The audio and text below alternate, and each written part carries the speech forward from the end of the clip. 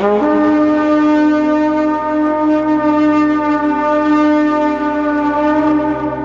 is this? Welcome, Vikings fans. This is the Full Skull Podcast. Let's go!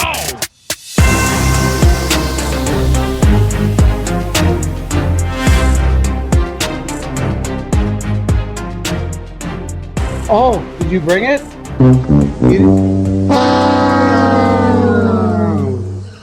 You didn't bring No, the trombone? I didn't bring my. I didn't pack the trombone. I was afraid it would like break or just get pinched in my luggage and continuously just be going off. What is that noise? What is going on over What is there? that noise? I mean, Yeah, it could be the rest of the season. You never know. But my new pup Rose would eat it or something. Yeah, just yeah. Okay, so here we are, episode 8, I do believe, week 8. 1, 2, 3, 4, 5, 6, 7, 8. It's week 9. It's our eighth game, week 9. It's going into week 9, so this is a week 8 recap episode. Yeah. Okay, I haven't had 7. I gotta retitle it the correct way. Yeah, the correct Mundo way. So welcome. If you're watching this, congratulations. You are big loser fans as we are. Losers.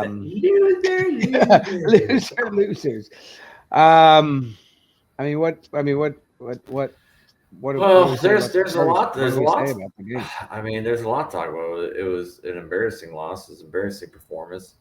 There's a lot of heat around KOC right now, and I kind of think rightfully so. I've been thinking about it, and I can't quite come up with a rational decision as to why you didn't pull him sooner, knowing he's injured and in pain and not going to play well.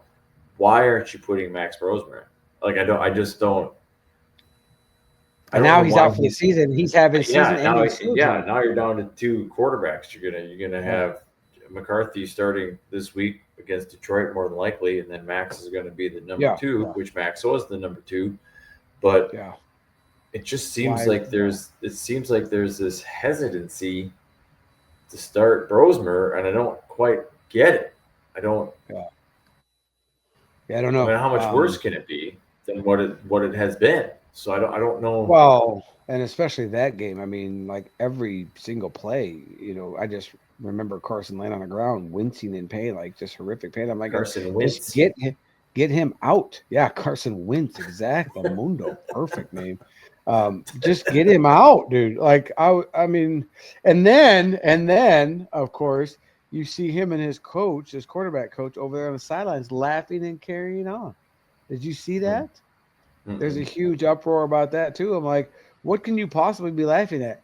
No, 164 total yards, 130 passing yards, 34 rushing yards, an average per play of 3.5, 12 first downs. They had more first downs than we had total plays, I think it was, at one point in the game for sure. Total plays, no. We had 47. They had 29. So what is that? 18. We had 18 more total plays than they had first downs. I mean, we got sacked 5 times, 4 punts, 8 penalties for 66 yards. I mean, just atrocious interception. They doubled our time of possession. Basically, we had it for 20 minutes and 56 seconds. They had it for 39:04. So a quarter and a half more than. I mean, ridiculous. Carson. I mean, what's his name? The quarterback, Herbert. He had like a career game. Everybody has career games against us. The interception. They had an interception pick 6. That was that dude's first career interception for a pick 6. And then he has another one. So his first 2 career interceptions on the Vikings just solidifies my argument from last episode of 60 to 70% of everybody else's highlight reels is against the Vikings. It's against the Vikings, dude. We make people look amazing. And I can't understand. It's hard for me to wrap my head around, other than maybe just the curse, because this is a total different regime. It's a total different team, but year after year after year after year, same pattern. People have just career games against us. We're supposed to have this great defense. Really? I haven't seen it the last 2 weeks. Like, what's going on, Brian Flores? Like, I don't, like all this chaos that you're not causing. But that's when you go into, like, the defense can only do so much when they're on the field all of the time. Well, when you're one of the worst third down conversion teams in the league, like, you can't get a sustained drive. Like, they're always out there. You can't expect the world from these guys. Like, they can't hold up that long. Like, it does seem. I will say though, I think our defense is not as good as it was last year. Yeah, no. Well, I mean the team in general, but yeah, the defense. I agree. There's just not the eye test to me is just. I feel like, and this is where I'm starting to question KOC even a little more. I mean, the Wince thing, like that. That's very. I mean, I don't get it. Like, that one's just really. Like, what kind of explanation can you possibly have? It seems almost out of character. He's never done anything like that. Like, why? I just don't. Yeah, and he kept saying, the medical staff's telling me that he's okay to go. He's okay to go, dude. He tore this and tore that, and apparently he did. Yeah, it's like he's not. He can't play the. And they're saying, as long as he's able to play the position, he's not playing the position. He is garbage. Like, are you kidding me, bro? Like, as long as I can keep going. No, I don't care if you can keep going. You're garbage. You're out. You're out. Not even injury's sake. Like, his production warranted being benched. No, just terrible, dude. Yeah, exactly. Healthy or not. So I'm like, dude, don't. And apparently he did this like 2.5 games ago. It was in Dublin, I guess, or in London against. I read that today. Against the Steelers, where he tore his labrum or something in his shoulder or something like that, and dislocated something or whatever, and then he played 2 games like that in constant pain. He's a real, and they're like, he's such a trooper. No, you're an idiot, bro, because Max Brosmer could have been better than you. And KOC, you have to see that and say, you know what, dude, you're not able to throw, you're not able to run, you're not able to play this position, and then and so he's getting worked up. So the whole thing. Because okay, so you'll do this with Carson Wentz, dude. I love that Wince. It's just amazing because that's what he was. That's his name, Carson Wentz. And now he's done for the season. But you won't bring back your stud rookie or second year quarterback. That okay, he's not quite 100%, but you'll throw this bum out there for 2 games when he definitely can't play the position, and you're not worried about his shoulder and all this kind of stuff. Like, the dude's in constant pain. I get protecting McCarthy and not rushing him in, but why not your backup? Then why not Max Brosmer? That's what I don't understand. That's the part that just my brain is like, I can't. There's no logical explanation as to why he didn't play. I don't get it either. Now they're going to bring in another quarterback. I mean, they have to have an emergency third quarterback. Kirk Chains is coming home. No, Kirk Chains, Penix Jr. is hurt. Now Kirk played this past Sunday, and apparently he got 3 points or something. Yeah, it was bad. Ridiculous. It was bad. And I saw some headline that I didn't click on, but something maybe about he's throwing, but he might be throwing the game to come back to Minnesota. Yeah.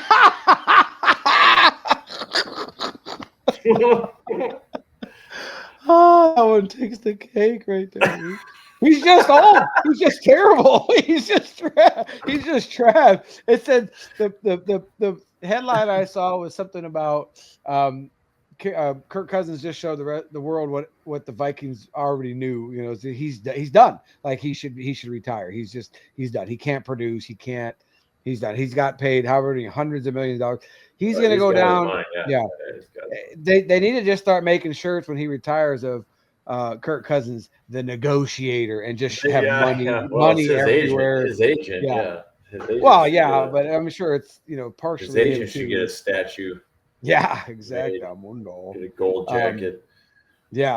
Because he's definitely the negotiator. But they'll bring in somebody. They have to bring in somebody to be an emergency third. Who's out there? Like, I wonder who could we get? Somebody on their bench. Maybe just give one.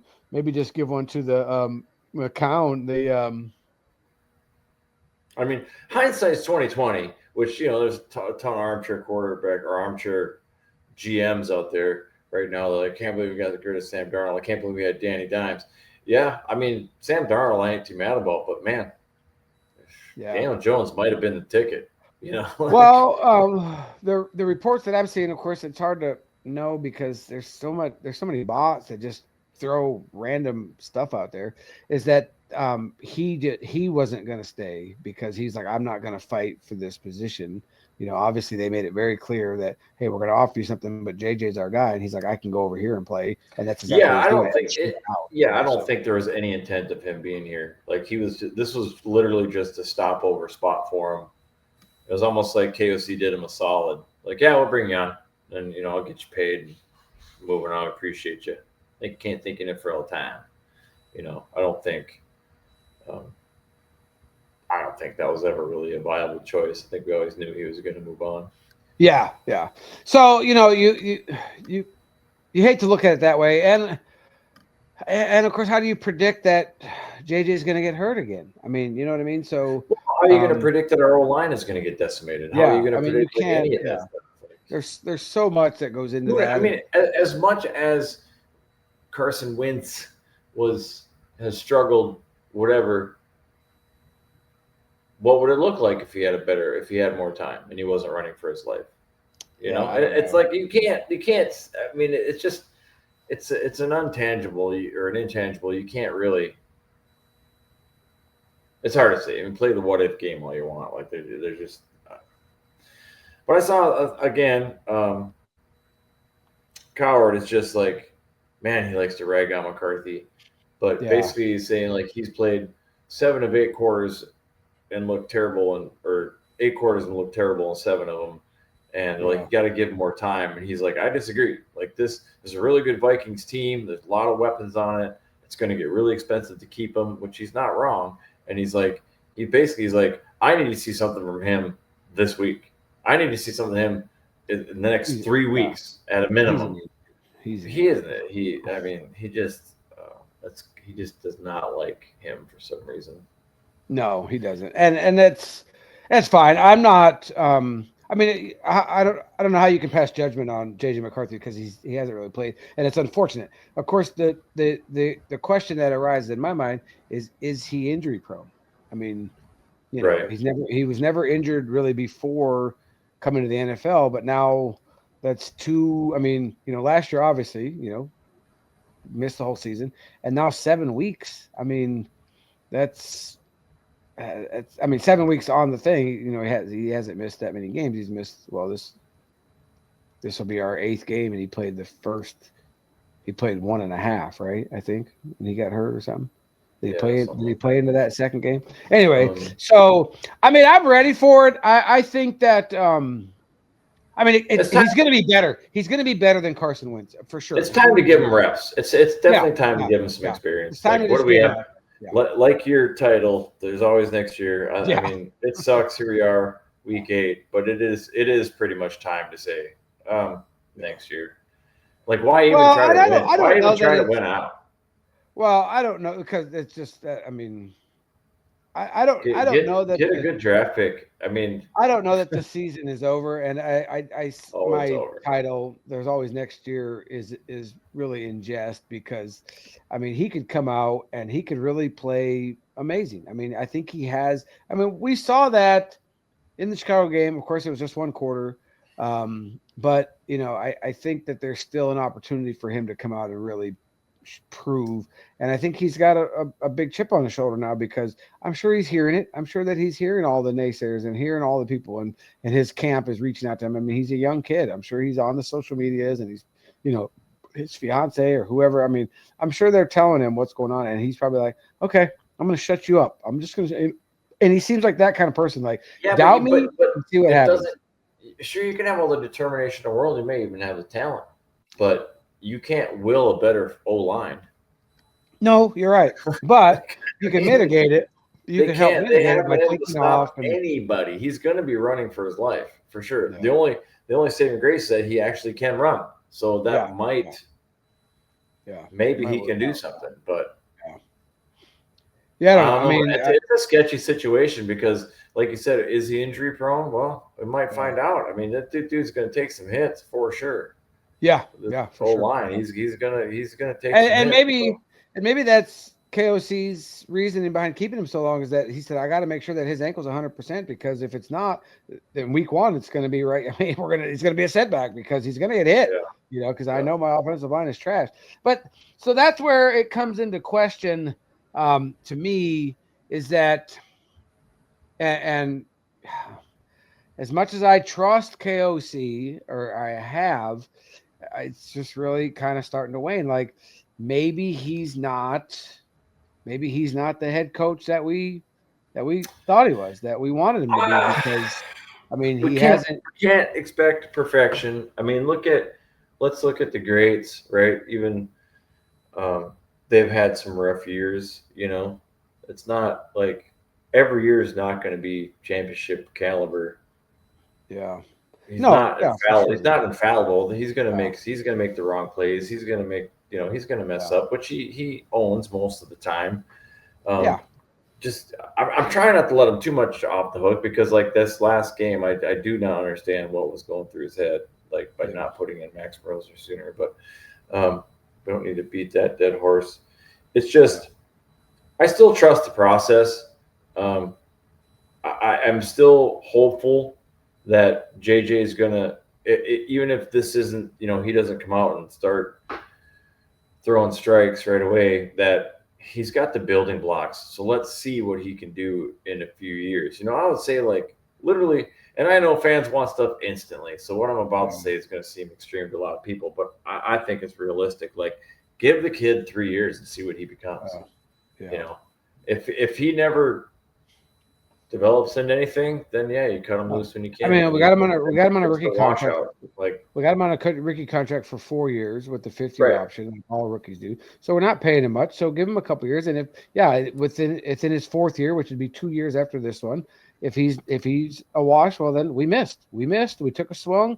They took a swing on a number 10th overall. It's a coin flip in the draft. I mean, it just is what it is. Like you can't. And sure, Kwesi's head will probably be on the chopping block, and KOC's might be too. But I've seen somebody already calling for the firing of KOC, and it kind of goes back to like when everybody wanted to get rid of Cousins for whatever reason. It's just like who's waiting? You got a championship coach that's just sitting on his couch waiting for a phone call. Like what's that going to accomplish? Well, you got one in North Carolina that probably needs to go back to the pros, Mr. Bill Belichick. There you go. I don't know that he's coming back. He says he's not coming back, but no, I don't either. He's 7. John Gruden, maybe. Yeah, there you go. Bring Gruden. Try that. I'm not ready to go away from KOC. I'm not either. I'm not giving up. There's nobody there, and I think that he's fine. But he's still the other thing I have to remind myself is that he's still new to this. I mean, he called plays in LA, but he wasn't the main guy. And so I think that he's still kind of learning himself too.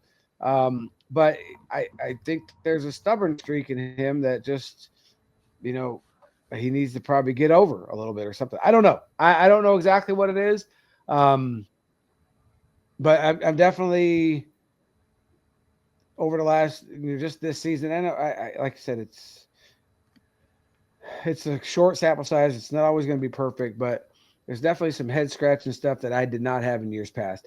And one of the things that I came to in the last couple of days that I've been thinking about recording and stuff is that I just don't feel like he has the locker room like he's had every year previous. I just feel like they're not. How can you play this? Okay, it's a Thursday night game, whatever. The Chargers had a short week too. And to show up and to be in just literally embarrassed on national television, the guys just don't have the fight that we've had since KOC has been there, in my opinion. From watching this is our 4th season with KOC, and from watching the other previous 3 seasons, it just seemed like we found a way to win. We had grit, we fought, and I just don't see it this year. I feel like there must be some kind of disconnect, and maybe I'm projecting this. Maybe this is just my own flawed opinion of it, but it just seems to me like they are not as together, not as cohesive as they've been in the past. There's a lot of frustration on the sideline. You see Jefferson's getting frustrated, which normally he's pretty like, come on, it's okay, we can do this. But it's bound to happen because it's very frustrating to lose and to be embarrassed. And I don't know. Has he lost It's this tough. year's There locker room? there could be a defeatist mentality that goes there. It's like, listen, they know more than anybody the impacts of these injuries. You know, you're going to go out there and you're going to give your all, knowing that like you can't stop. Like you can only like just take Jefferson for example. Like you're going to run 110% on all your routes, knowing like there ain't no way he's getting that ball out to me anytime. He's getting crushed back there, but you got to run your route. But that's like, I mean, that's psychologically going to hinder you for sure. You can't just. It's hard to just keep giving and giving and giving and giving, knowing that likely it's not going to happen. You know. Yeah. There's only so much can be done. I mean, injuries are part of the game, as we've said multiple times, but they are a part of the game. And when they happen, like they've happened in calamitous fashion, it's not a factor. You know, you have to weigh it in. It's just so easy to point fingers at the quarterback, so easy to point fingers at the coach. But sometimes you just got a shitty hand. Like best poker player in the world can't win every shitty hand. Yeah. You know, like. Well, but you got to, I mean, that's where, you know, you see some of these other teams that have, like, I mean, like the Detroit Lions, for example, who were playing on Sunday, who, you know, their secondary is decimated and they're 5-2. They're dominating people. They're crushing people and their secondary is picking up. So is it roster building? Is it Kwesi? You know, early on, the information that we had from inside the organization was that, you know, KOC was kind of the shadow GM. And so if that's the case, which we know that to be a fact, at least early on, maybe not so much anymore, but the roster's not there to sustain if a person or two goes down. And yeah, we've had some major, you know, injuries on the offensive line, but these other teams, a good or a championship caliber team, they make adjustments. And I just don't see KOC making those adjustments. You know, when we saw Wentz a couple games ago, I think it was against the Browns when we won. I think it was just the little dinks. And we talked about that. You know, the little bang, bang, bing, bing, boom. And we just move the ball down the field. But then we go back to, okay, Aaron Jones comes back. Let's, you know, and then we go back to these long developing plays. I got to get Jefferson the ball. Put Jefferson in the slot, drop, two-step drop, and hit him at 5 yards across the line. Like, he doesn't have to hit us for 25 yards down the field. You know, we don't have to have these big, long things. You know your offensive line is hurting. You know that you're in trouble. So just do the little quick hits. I don't, you know, and obviously it's not just that easy. Make these quick hits. But that to me is where I feel like KOC needs he needs to improve. He needs to improve. And I know that you said, and we've talked about it, well, he takes ownership of it. I get that. But at some point, you can't just say, I need to do better. You just need to, you have to do better. You know, you can't keep making the same mistakes. You know, throughout my life as an adult and the career and the jobs that I've had and stuff like that, you know, I've always told people, look, if you're teaching me how to do something, you know, because as I look back at my life, I'm always like, I've learned how to do this. I've learned how to do that. I've learned how to do this. I've got this job where I've learned this, that. And I'm like, look, give me a year. Give me 6 months, whatever it is that I decide. If I don't have it in 6 months and I keep taking the same mistakes, so then there's something that says, I just can't do this job. And so you can't just keep saying, oh, I'm sorry. I have to do better. It starts with me. You're right. But at some point, do better. Don't talk about doing better. You have to just be better and do better. You know, I remember people telling me, you know, and I don't know how widespread it is, but when people say, oh, I'm sorry. Well, don't be sorry. Be better. Just be better. Do better. You know, so at some point, KOC, you have to be better. You have to adjust based on what you have in front of you. And if it's not ideal, well, then you have to change your ideology of this is what I want to be with this team. You can't force it. You know the blue and red ball when we were kids and you put the shapes in. You can't put that star in the circle or in the square. Like if your team, you want it to be the star, but it's the square, well, you can't change the pieces. So the offensive line is trash. It's hurting. So make adjustments, get the ball out quickly, you know, two-step drops, get under center, you know, play action instead of in the shotgun, because that's pass rushing, you know, heaven. You know, and of course the defense, was terrible against the Chargers. How many times did Justin Herbert, I think, had over 100 yards rushing or something like that? Like, how many times did he run up the middle? Like, there's no containment for what he had. Like, the pass rush was coming around the corner, and he just took off up the middle for let me see. Let me change the teams here. Chargers rushing.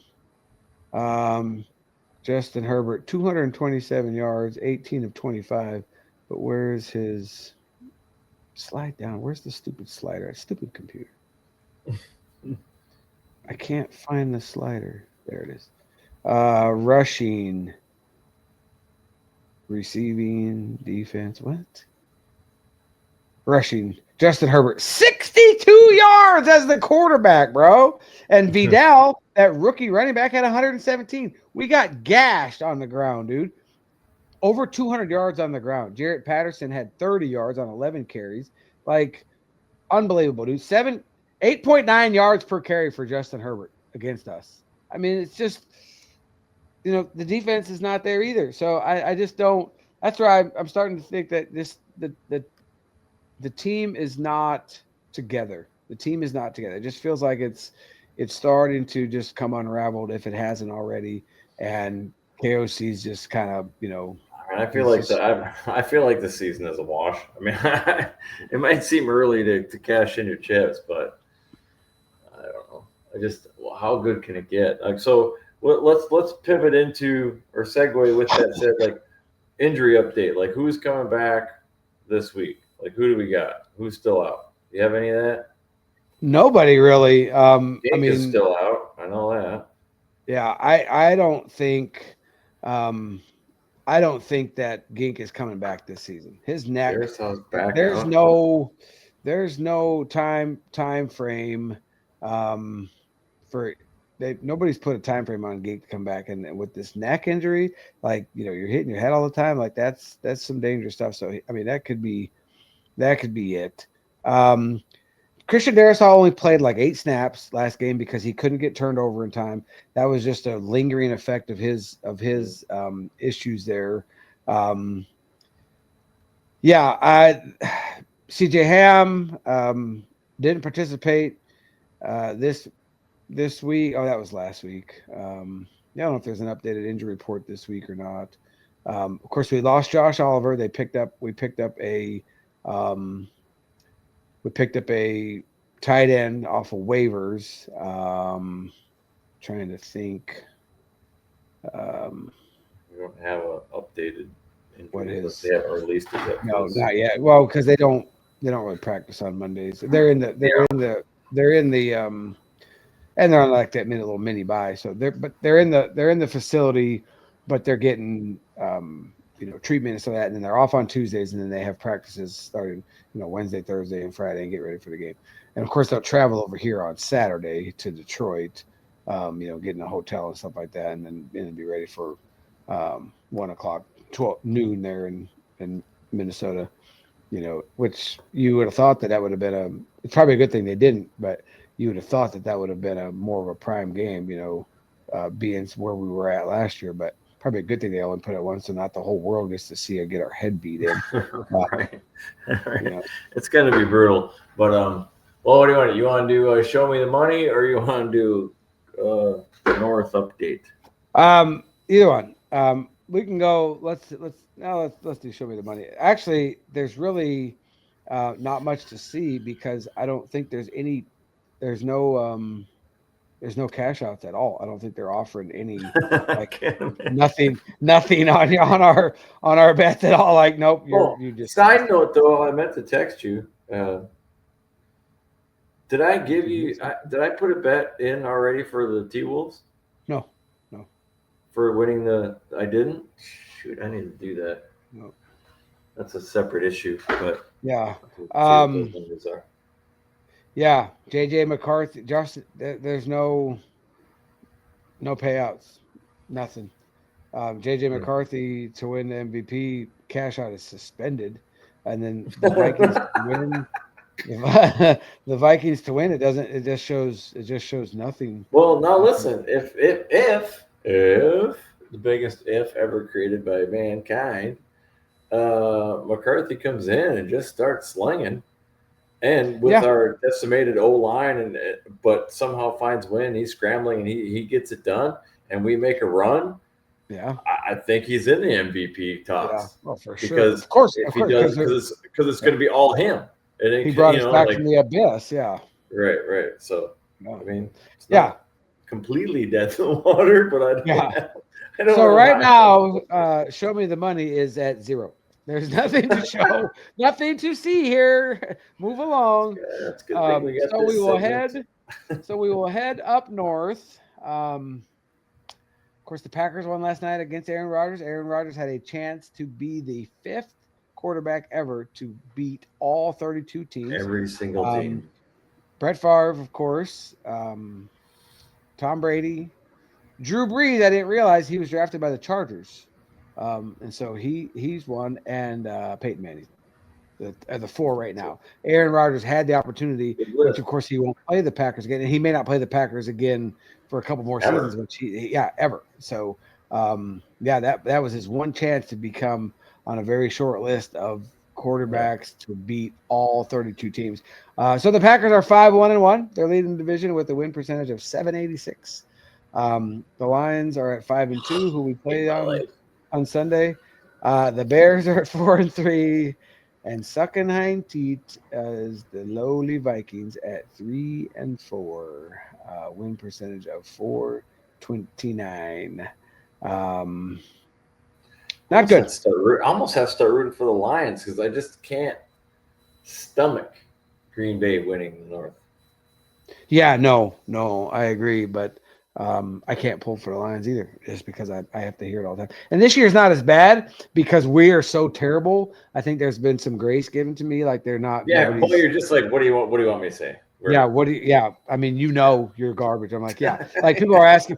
There's a guy that I talk to a lot at work, and he does a lot of betting, and so he's like, Monday, dude, the Vikings are trash. I'm like, you're just finding that out, dude. Quit putting money on them. Like we're done. We're done betting. We're all the show me the money segment probably goes away because there's we don't really have much to talk about because I just can't. I mean, you just bet against them. That's all. Maybe I put $5 on something just insane, to win 5,000 or something on $5. But anyway, so there's the North. I mean, the good thing is, I guess, is that we don't have any losses in the division yet. We beat the Bears. It's the only division team we've played. So we still have the Lions twice, the Packers twice, and the Bears one more time. So we're 1-0 in the division. Why don't we do that? Why don't we switch just straight division standings? Because I think we'll be at the top. I don't think we're going to like that at the end of the season either. Oh, no, of course I was pretty confident that we'd sweep the Bears, but I'm not even confident about that anymore. Yeah, no, for sure. Let's see if we can. Oh, no, it's going to show it the same way. I can't get this straight. It's going to show their whole. Yeah. So, but the Packers and Lions. So the Lions lost to who'd they lose to? The Packers. And the Packers lost to the Bears. I don't know. I don't know what the. I don't remember who they lost to. What the division standings is. Either way, we're at the very bottom. The division standings really doesn't matter because the overall standings come first. The only reason the division comes into play is if there's a tie and then it goes to the head-to-head and all that kind of stuff in the division standings and stuff, which it's not. We're not even going to get close to that. I mean, it's not. I mean, unless JJ just comes in, and we've been asking for him. So the silver lining for me, to kind of start to wrap it up, because why carry on? That game against the Chargers was absolutely atrocious. Oh, well, I can throw this nugget out there before I go into kind of our what do you say at the end of it's not your monologue. Your monologue at the beginning. You're signing out. You're signing out or whatever. Yeah. Justin Jefferson, the youngest player ever to reach 8,000 yards. beating Randy Moss by, let's see, he broke the previous record held by Randy Moss by 168 days. So, Wow. yeah, that's over that's over 6 months. So he reached the milestone at the age of 26 years and 129 days. Youngest player to ever reach You gotta 8,000. get this. And Gotta think get of the this man a quarterback. Bro.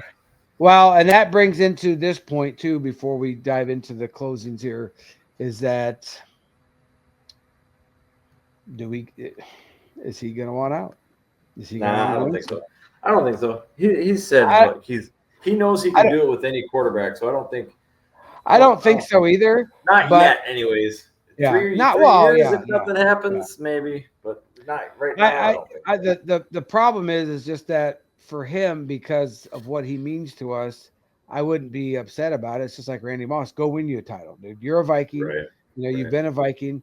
He's retiring a Viking, all that good stuff, whatever. But he had to go win his titles with Tom Brady. So if Justin Jefferson can't do it, could you imagine he's the one that brings us a title? I mean, could you imagine? He'd be the greatest Viking of all time. You know what I mean? Like, sure. the greatest Viking of all time. Absolutely, no question. But can he stomach it, for another 4 or 5 years? Yeah. And to put up with it, Well, can't really worry about that. That's yeah. So congratulations to Justin Jefferson, the youngest ever to 8,000 yards. On the tail of that, though, I did see something on Facebooks today about a potential trade rumor, which I do not believe is legit at all, but it got me thinking about Addison. Trading Addison? To be honest, I don't think I'd be that mad about it. It depends on what we got for it. Like if we could salvage if we could get some good O-line out of it and kind of patchwork the O-line, I don't know that I'd be too mad at it, because take Addison out of it, we still got a crap ton of weapons. We still got Speedy. We still got Jefferson. We still got Hawkinson. We got weapons. It's great having Addison. Don't get me wrong. He is a great player, but he's also proven to be a bit of a headache. Yeah, he's not Stephon Diggs. He's not a cancer, I don't think. He's not quite that bad, but he gets benched a quarter because he didn't make the easiest thing ever, the walkthroughs. DWI. No, for sure. He just kind of has that attitude too, like a little bit. We've been kind of waiting for him to grow up, and I think it's kind of too late for that. I just think that's his personality. So I'm not calling for it. I don't want it to happen, but if it happened and it bolstered our O-line, I wouldn't be that mad at it, I guess is what I'm trying to say. Yeah. I mean, if we got the help that we needed, I mean, I guess I wouldn't be too upset about it either. But Addison, I don't know that I would be that. I don't want to say that you're flippant about it, but I don't know that I think I would be a little bit upset about it, because he's a stud. But for me, I guess I'm at the point where it's but again, what good is having him if we can't get him the ball, if our O-line is that trash? So in my scenario, I'm also saying I'm only okay with it if it were to fix that problem. If we're just getting a few picks and whatever, and another scrub wide receiver and a nothing tackle or whatever, no.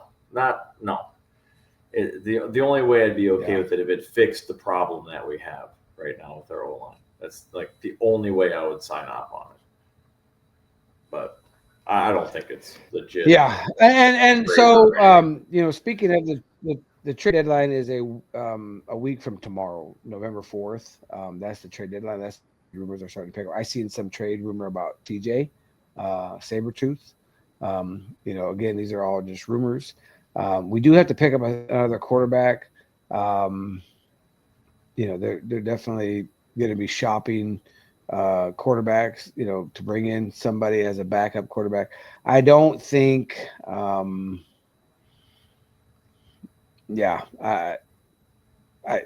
seeing stuff like Russell Wilson or Jameis Winston I guess as a backup quarterback. So I could see they're going to have to bring somebody in because we have to have an emergency third quarterback. So whoever they bring in, I mean, that's total speculation until it happens. But then we'll see. Does Max go to emergency quarterback or not? If they bring in a Russell Wilson, obviously he's got way more experience than anybody. But he's not gonna fight for the starting job or anything like that. But he would definitely be somebody that would probably be number 2 over Max Brosmer. Even though I really like Brosmer, I think that he's got a little something going there. Like the dude's. I think that he's better than what it turns out to be, and hopefully we can hang on to him as a backup and be a good, viable backup. The other thing that comes to mind, and I don't know if we mentioned it in previous podcasts or not about KOC, is that, are they as good as we think they are, or do they just lie to us a lot? Because at the beginning of the season, we had Sam Howell and somebody else. And the second that JJ gets hurt, they're gone. They're gone. And they bring in Carson Wentz. So, why does it take something like that for you to have to get rid of him? Like, when all of a sudden, oh, wait, he's got to play? Oh, no, we're not playing him. Then why all preseason do you say, why was he there anyways? We feel great about our quarterback room, and they're doing great things. So are you full of BS, or are you lying? Or do you not see it? There's probably some politicking going on there with other teams, and like, no, he's really good. We don't need you or whatever, just to bolster his trade value and stuff like that. Yeah. So, anyways, that's just kind of my take on that. I don't. Yeah, they're going to bring in somebody by next Tuesday for sure, and I'm sure as this week goes on, it'll ramp up now that Carson Wentz is done for the season. And we might know something before Sunday's game. Today's Monday, so we dropped this. Well, yeah, we'll need a emergency backup quarterback by then. Yeah. So maybe they have somebody on a practice squad already that they can bump up. I think we let Rippon go. I don't know who's on the practice squad, honestly, as our practice squad quarterback. So they'll probably bring him in. But anyway, all speculation at this point. I basically all we have left is just predictions on what happens to the Lions, or during that. Obviously we both had that. We both had that as a win to start the season, but that's we did. This is at Detroit. At Detroit, yeah, we both had that as a win. Yep. I had that as a win. Yeah, you did. Yep. Now, what was I drinking? What was I smoking? You had us as a loss to the Chargers, and I had us as a win, and then I changed that to I did change that to a win last week, didn't I? I said 28-24. Yeah, that was really close there. But the Lions, we both had as wins. So, I'm picking a loss, and I think it's going to be 42-13. 13? You think we're going to score that much? I'm giving us 2 field goals and a garbage touchdown at the end. 42-13. Yeah, I'm taking an L too, but I don't know that'll be that bad. I think they pull their starters probably after the first half. For sure. The third. Just got so pessimistic.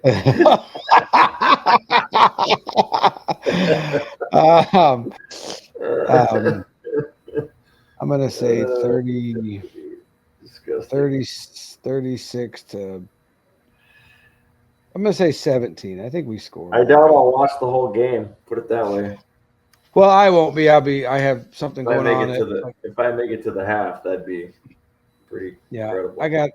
I got something going on in the afternoon starting at like 2:00. So I'll probably be watching on my phone as I'm driving and stuff like that. And I'm still going to, so here's the thing. And I'm, we're always going to be fans no matter what. Don't misunderstand it's a dumpster fire. We're going to lose. We're not going to win another game. All this kind of stuff.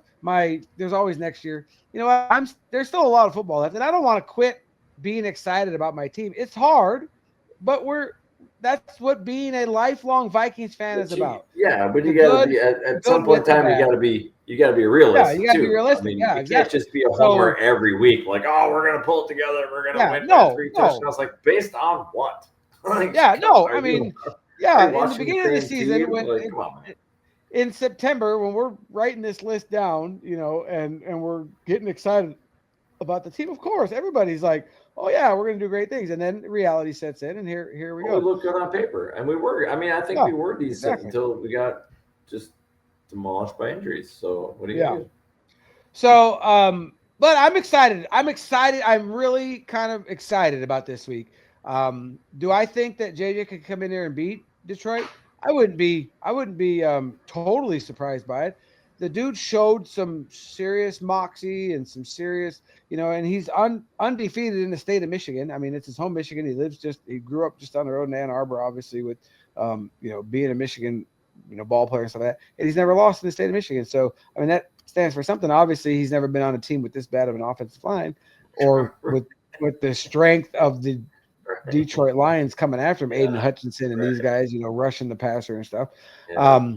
But I'm excited to see him now, finally, for once. Hopefully, knock on wood, cross the fingers, all that stuff, that he stays injury free, and we can actually see. What do we have? Lions 1, 2, 3, 4, 5, 6, 7, 8, 9, 10 more games. Let JJ. My goal for the rest of the season is that JJ plays all of these games. He progressively gets better. He starts to figure it out. And if we finish 8-9 or even 9-8, okay, big deal. We're gonna lose these games. That's fine. The Ravens beat. Who did they beat the other day? The Bears. They just beat the Bears when the Bears were on this huge run, 4-game streak, and everybody's talking about how the Bears are all this good and all this kind of stuff. Without Lamar Jackson, the Ravens beat the Bears. Then we play the Bears. Then we play the Packers. We play the Seahawks. Those are all probably losses. The Commanders without Jaden Daniels right now, but he's coming back, I'm sure, by then, week 14. And then we play Dallas. Dallas is probably going to beat our brains in too. The Giants are playing great. Then we play the Lions and Packers again. We might win one game. I mean, we might end up, 12-5. I mean, 5-12.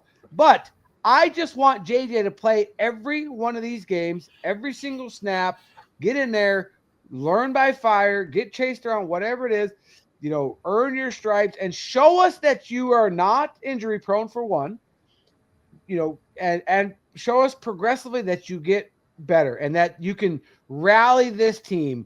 Somebody did talk about how, in that fourth quarter when JJ went off and he rushed that touchdown, like the whole team came to him when he won. And we talked about that after that. Like the whole team was celebrating with him. And so they believe in this dude. So some of this heart that I've been talking about, that, KOC, have they lost the team? There's not so much cohesiveness. Some of that could be the fact that their young guy that they were all excited about in preseason and for last year, that when he went down, they just kind of like, man, maybe they don't believe in Wentz. You know what I mean? Like, and now that he's back, maybe that brings a boost to everybody.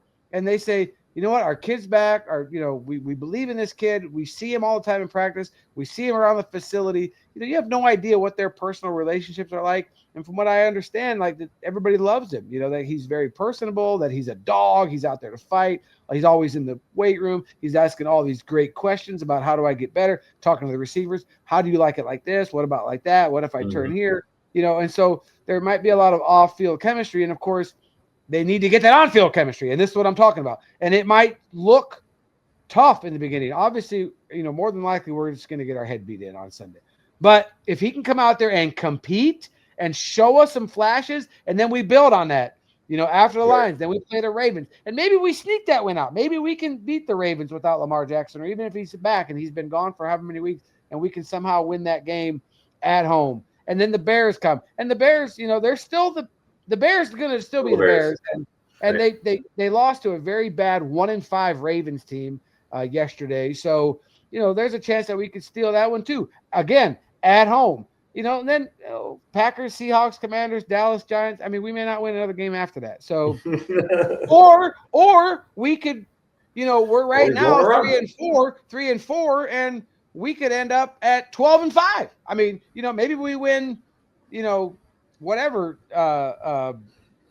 9-1 the rest of the way in, or whatever it is. Who knows? We don't know, but just give me the kid. Just give me the kid.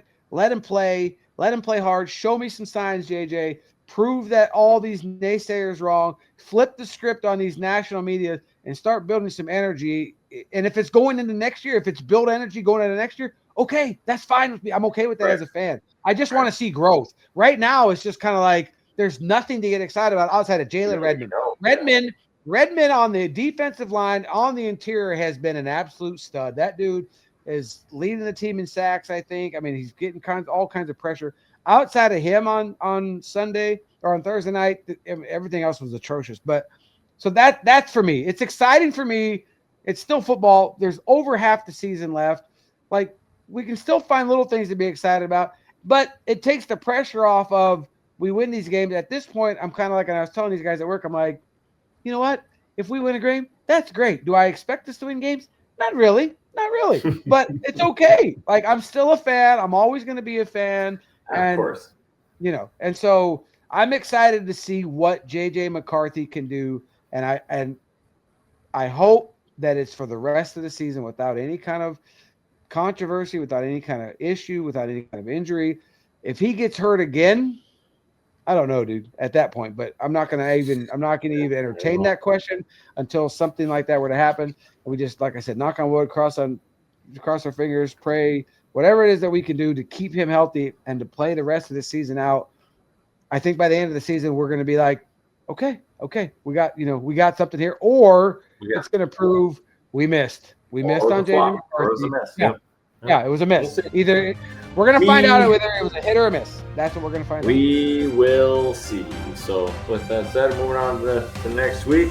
Thanks everybody for tuning in. And I mean, what else there to say? I was trying to think of something clever, like hold your horns close tonight. I was like, yeah, that sucks. Don't say that. Yeah. And then I said it anyway, so whatever. But so instead, I'll just leave you with this. See you, bye. And I tell you guys I love you. I mean it from the bottom of my heart. And that will never change. I will ride with this group until they don't let us play more games.